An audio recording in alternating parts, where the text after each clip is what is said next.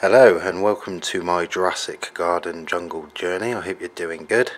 This is going to be a bit more landscaping orientated, plus the rig for the water butts that I've done, the prototype if you like. But I'm starting here, which is actually just in the door of the house.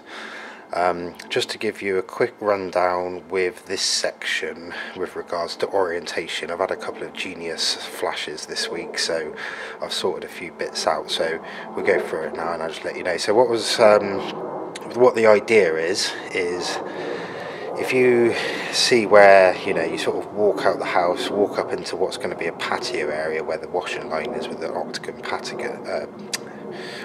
pattern patio. What it's going to be is you can see that inset on the left there just about, and the gingers on the right. You can see the way they overhang the sort of entrance, as it were, and then I'm hoping next year the banana pups on the two big bananas will cover the sort of mid-level and encroach over the centre, and then these bananas will go up and sort of cover the top over the houses, if you like. So it makes it like a little, almost like a little cave of foliage you have to crawl in through. And the idea is that right at the back I'm going to have a big, waterfall as stunning as I can make it. But the idea here is that you walk out of the house, this area here, Camellia Corner, and with that trellis when it's put in finally sort of pushes you out into the centre. Of course the octagon patio as you come out will then align you right up, and what I want is that kind of effect where they'll sort of get a glimmer of a few rocks and hear the water go in, and what they'll do is they'll come out here and before walking through it they'll sort of duck down and sort of look up, and in that corner where you can just see the rocks, that'll be a big like waterfall, and then you sort of have to not crawl through, but just sort of twist your way through some nice foliage, leaves and all that. So what's been annoying me is that as we walk out as it is, you can just see these, if we go up a bit further actually, so you can see, so at the back behind the sort of centre point, this octagon patio that's going to go down here, I've got the two bar stools and that stone in the middle of them at the back. They are pretty much where they're going to be. That's going to be a sort of vertical waterfall in the background, like a steep drop. And then what it is, I've got this really lovely stone here, and as you can see it's pointed at one end and flat on the other, and it's quite flat on top, so I'm going to use that as a bar for these, which means flipping it round so the pointing edge is towards the fence and the barbecue, and then what we see as we walk up in the middle of them, probably about the height of the barbecue lid at the top, will be the sort of front edge of that. And conveniently enough, the width of that is actually the same as that middle stone between them, so that works out really well. But why that's important, if I retreat, is because when I walk up here I need to know where the dead centre is, because as you walk up, if I had it where it is now, you can see the bar stool on the right is too far to the left, and the or closer to the washer line if you like, and then the one on the left is farther away, so it's not level in that respect, so it needs to move to the right a bit. Now that's not too bad, because I went through last time. If we have a look up the line of this little stone wall I've put here, you might not be able to sort of see it too well, but when you get down, that seat in the back corner in front of the rocks there, he sort of is not in line, he's sticking out about it. You can't really see it because of the light, but I did go through it last time, but he sort of sticks out, so that one's actually going to shift across to the right so that the left edge of it is sort of in line with where I finish the stones. So that gives me a bit of left and right movement, but also you probably won't see it from here either, but to my eye, as I'm stood parallel to this edging, the chair on the right looks slightly closer towards me and the one on the left, which means it's sort of tilted, it's not quite dead square, and I need that to be dead square because the waterfall blocks are going to butt up to the back of those pavers, and that's where the sort of reservoir is going to be, if you like, so I need that to be dead square to everything, otherwise it'll all look out. So that's what I've been going on about it, but for that I thought of a pretty easy idea, or fairly easy, it took me a while, but I'll use the house as the square, and then if I check that from the house to the edge of this patio, the square one is level square if you like, and then from this edge of the patio up to the edging of the octagon, the black stuff here. And then what I need to do is then draw a line, you know, measure 2 points across from each end, and then behind those pavers at the back that the bar stools are sat on, spray a line in, and then that'll give me my square to build the blocks up to, so that won't actually hold up the waterfall anymore. And then with regard to left and right, what it is I touched on it last time, is the true octagon, which is the black edging. As you can see, here's the junction for it here on this side. The equivalent of that junction is actually, if you can just see the L in those rocks just in front of us there, it's kind of there and runs up that way. So where this black edging you know, sort of touches up against the rock, that's not actually the equivalent of that, it's the other side of the rocks. So that's where dead square would be in the grand scheme of things. But I thought of a great idea, because what's throwing me off at the moment is that as I walk out here, that edge is effectively 10 centimeters to the right of where it should be, which is, when you line it up with the one on the edging on the left, it's kind of moved me across a little bit, so it's throwing everything out. But I thought, it suddenly struck me that in the end, what's actually going to frame that part is going to be the two plants where the Insetti and the ginger is. And I need to take them out anyway to winter them. I mean, I could just probably mulch that, which I probably will do, but that probably needs to go into a pot. And then things suddenly started falling into place, because essentially, yeah, if I measure off of what should be the true octagon in this corner and put wherever's convenient a plant, probably a fern, in there, and then all I need to do is measure off that junction back and put it in exactly the same place. And if I get two of the same plants that's about the same age or size, they should fill that in and mark the middle for me, if you see what I mean. And plus they'll cover up that sort of edging where the Insetti is, so you won't know whether that's left or right or what it is. It'll be the plants that sort of frame it. And then that got me thinking to another one, because I have been mulling over what to put, because these two obviously aren't evergreen. I need something evergreen there, definitely. So if we have a look over here, the equivalent over here is the Dryopteris wallaceiana. I'm going to put another Dryopteris wallaceiana where that dahlia is, just there. And then if we go up into the patio area, sorry the light's really bad, but I've not got a lot of time these days to do this. So we've got a Lophosauria there, the red dahlia would be a Lophosauria as well, so I need two the same here. And I'd sort of got my mind into getting something red, or a bit of red in there, because it looks quite nice. But the only thing I've got is that Ethipherosa, which is over here next to the errata. You can see it's not red, but what it does is at certain times, probably for a couple of months at the moment for me, when it sends up a new frond, the frond is red and then it matures green. So I was thinking of doing that, but I don't know if it's evergreen or whatnot. So it got me sort of thinking, if that Insetti needs to come out anyway, let's go this way. The patio that's going to go in here, you can see I've built out to put these stones on from the true octagon. That's actually, the front of that seat is 60 centimetres off of the sort of true octagon.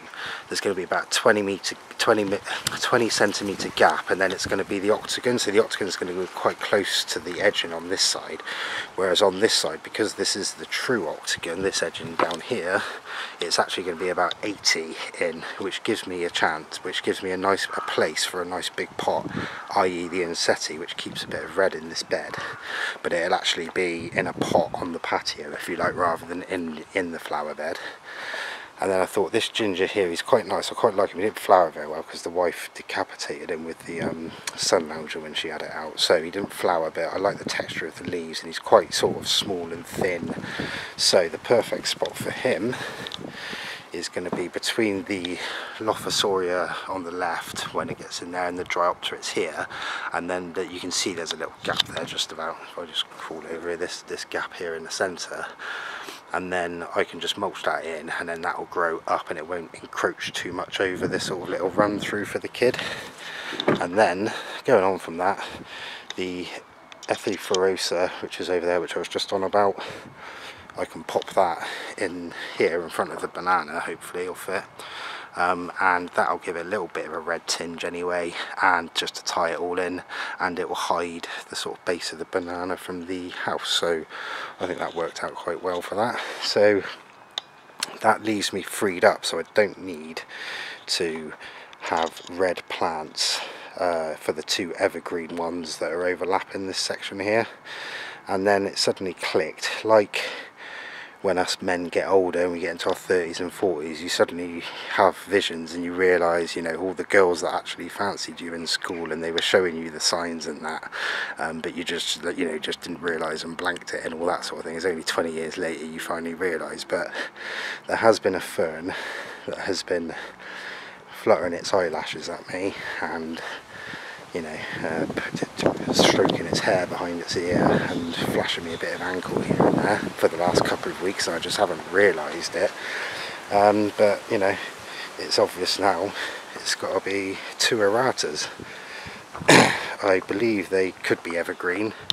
They're probably one of my favourite ferns. It needs to be the lowest level, which it is. It needs to be fairly big. This thing will apparently get up to 1 metre high and 1 metre spread, so 50 centimetres I should say, over, which if we look at the gingers there, those gingers there are about 1 metre high, so that's how high one of those erratas is going to get. And if it sort of curls up and over the wall there and curls up and over the wall there, that's going to be quite a nice little entrance there, I feel. And then what that'll do is that if I get those plants in, I can measure the centre, mark it in the centre of the edging here, and then that gives me my edging for at the back. I'll have the line behind the pavers, so all I need to do is, as long as they butt up to that and they're square with that line, then I know that they're square to everything, and then I can just shift them left and right to exactly match up with the centre here, and then I'll put my patio lined up to the centre line with that. And again, Brucey bonus is that will then give me the centre line here of where you stood on the edge of the patio and where centre is, which means that I can then work out where the fence posts are going for the pergola or trellis or whatever you want to call it, and then that then frees me up to work out. I can then do the far end where the seats go in and this end and tidy all this up. We'll get into this a bit more next time, but I think I did show you that. That's just mulling over quite nicely there. It's just got my rubbish up on there which I need to sort out, but anyway. So yeah, we'll get over to the water in a minute, but effectively that works out quite well, because all I need to do is just get a square line from the house across to the back of the bar stool paving slabs, mark that up. That means I can start building the waterfall, and then I'll get these plants in, get the centre line for that, and that means I can put those pavers in and shift that stone across the seating area one. That makes all that square and perfect up there. I'll know where the two fence posts are going, so I can start working out the exacts of this bit here, so that won't take me too long. So yeah, all I need to do is really, at the moment, and it's just starting to get a bit cold, it's just starting to get a bit warmer actually, which is good, but it has been a bit nippy. But yeah, I'll dig up the gingers now, and I'll shove them in that left centre part of that facing the climbing frame, and then when it comes through winter, I'll mulch them. The insetti I can take out, put into a pot where I'll overwinter it in a pot anyway, and then it'd be ready just to put out the equivalent one, but on the patio that side if you like. Move the Epiphyrosa over here, and then I just need two erratas and put them in with precision where they were, and that's that kind of done. And that'll give them a good winter to sort of get their roots in, so hopefully next year, because they'll hopefully already get some big ones, as long as they're the same size, it doesn't matter, but the bigger the better. Yeah, I can get that done, and then that means I can crack on with the waterfall. So I'm happy with that. That's lovely. Over here you can see the prototype for the water harvesting. So I built up this frame, which was not great. It's just wood I had lying around, and it's sometimes it's not easy to visualize things in their entirety, and I'm glad I sort of didn't do anything permanent straight away, because I am going to change it. But first thing of note is doing this and building up my own frame with it. That's the stand that came with the water butt. It's actually upside down, but you can see that's going to make 3 good plant pots, and I've got a couple of options. I can either do what I've done there, which is wrap it around something and do that. Or I could actually get a pot that is the same size as that circle, pop it in the centre, and then that gives me a nice, put a tall plant in that. I might be able to do it over there somewhere or something like that, but we'll go more into the garden side of it next time. So I've built this frame up now, nice and solid. This is my rig. It is going to change. This is just version 1. So what I've done is, because the barrel is obviously not straight, if you like, it's not square edge, whereas where they've tapped into to the tap is a square edge. I took that tap out because I was just going to drill it out and put this down there, but it's actually a moulded thread inside, and that tap sort of screws in. So I've tilted that off to the side, so if I ever need to drain the thing, I can just chuck a hose pipe on it and feed it around and chuck it out and drain it. Next thing off, so I've drilled into this sort of what would be a strap on a real barrow, but it's just the flattest bit I could find effectively. And then we come into a stop tap here. This is so that if I ever need to amend any of this, and I've made it nice and easy to amend because it's all out of compression nuts and bolts, it's not soldered and stuff like that, I can isolate it. Again, the lever at the back, that's the one that's going to run off to the other water butts out the front, so I can just turn that off for now, so I'm not in a rush to link them all up at the same time. I can get this one going once I've finalised it. Then we've got these two outside taps here. They'll both have attachments on for the irrigation pipe in. One of them will just run down the side of the house and connect up to all the low flower beds or anything that's lower than this height, and then that should feed by gravity. I can just either put a timer on it or just come and open the tap up when I want to water it, and I'll just water it all. Next one will be the one for the higher stuff, which is kind of like the tree ferns, vertical garden, etc., anything that needs a bit of pressure. That will probably run into some form of pump. I haven't quite fleshed out the ideas yet, so what I'm going to do is bring an outside tap up here, so I can make the irrigation circuit, and then if I haven't done anything with this by then regarding the pump, I can just hook it up to the main this side just for now. But I fancy I'm going to have pretty much all winter to work this out, and then the last outside tap is obviously just for me if I want to fill watering cans up or do anything like that. So that's the kind of physics of it, if you like.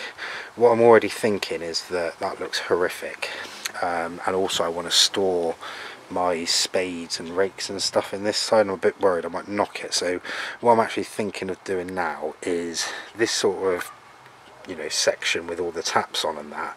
If I was to take that off where that clip is, turn them round so the taps are facing away from the house, I could actually mount it on that wall, and then what that will mean is after that stop tap I can just twist it the other way or whatever I'm going to do, feed it around the back, and then come and feed it like that, if you see what I mean. So then I can push the water butt a bit further back, or have the tap overhanging the edge or something like that, and then that leaves it quite nice and easy to make the the rig up, as it were, down here with all the pipes and clipping and getting them all in.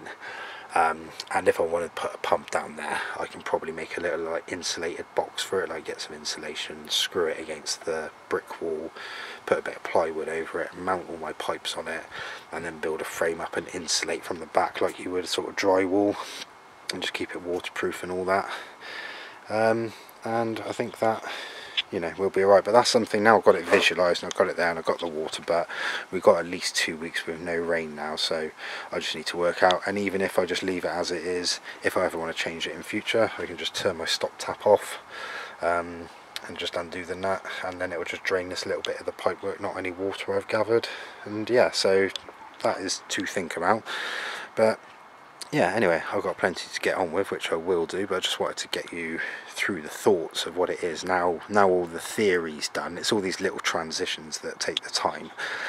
Now the theory's done on all this, I can start motoring along. So yeah, my next thing is going to be take out the insetti, take out the gingers, put them in that bed and in a pot, put in a couple of erratas, hopefully a couple of big ones, get the measurements for that. That will give me the centre of this, and then I'll have the centre for the bar at the back and the square off of the house so they're not sort of tilted. That'll give me the line to build the blocks up at the back, so I can start bringing everything in for the waterfall. But yeah, we'll get there in the end. Anyway, I suppose I better crack on with something. Hope you're having a good one. See you later.